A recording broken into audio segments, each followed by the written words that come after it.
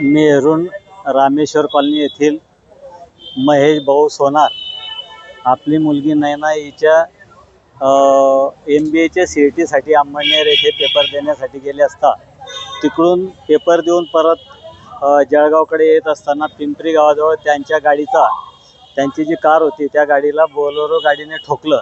भोज येथील काहीतरी लग्नाचं वऱ्हाड त्या गाडीमध्ये होतं आणि त्या ॲक्सिडेंटमध्ये तिघांचंही म्हणजे महेश भाऊ, त्यांची मुलगी आणि एक राजेश धूत म्हणून त्यांचे मित्र सोबत होते आणि ते जखमी झाले। त्यांना तिथून काही नागरिकांनी मदत केली आणि ॲम्ब्युलन्समध्ये टाकलं। आपल्या जळगाव लोकसभेच्या खासदार स्मिताताई वाघ यांनी मला फोन केला की राजू भाऊ, तुमच्या प्रभागातील काही रहिवासी आहे, ते पिंपरीजवळ त्यांच्या गाडीचा ॲक्सिडेंट झाला आहे आणि त्यांना विचारलं तुम्ही कुठे राहता, तर त्यांनी सांगितलं की राजेंद्र घुगे पाटील यांच्या घराजवळ प्रभागात आम्ही राहतो, तर तुम्ही फक्त त्यांना कळवा, निरोप द्या आणि मग आम्हाला मदत मिळेल। ताईंचा फोन आल्याबरोबर मी इथे सिव्हिल हॉस्पिटलला आलो।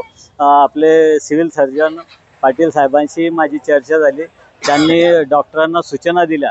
तिथे त्यांनी त्यांचं हे केलं, आपलं ECG केलं। तर ECG केल्यावर डॉक्टरांनी त्यांना मृत घोषित केलं।